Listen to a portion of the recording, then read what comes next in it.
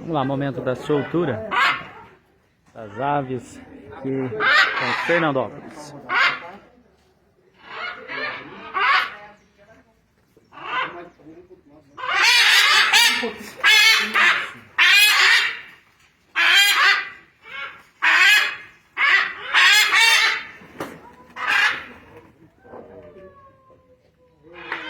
Duas foram.